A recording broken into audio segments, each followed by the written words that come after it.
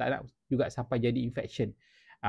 So jadi, dan yang terakhir saya sangat cadangkan polyphenol blend. Polyphenol blend ni dia adalah satu jenis orang kata suplemen daripada tumbuh-tumbuhan yang memang tinggi kadar Bioki Cell dia. Dia masuk dalam tubuh kita, apa dia buat? Dia akan cari dulu benda yang tak normal.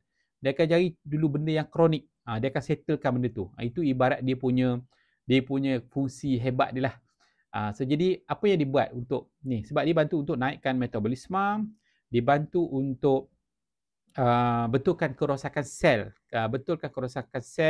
dibantu untuk cairkan darah juga, tapi tak banyak, sikit je.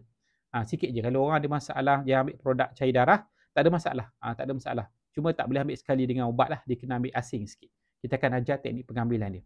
Dan yang penting semuanya sekali adalah semula jadi daripada tumbuhan. Cuma tadi minyak ikan saja. Cuma itu disuling 3 kali untuk bebaskan daripada logam-logam berat.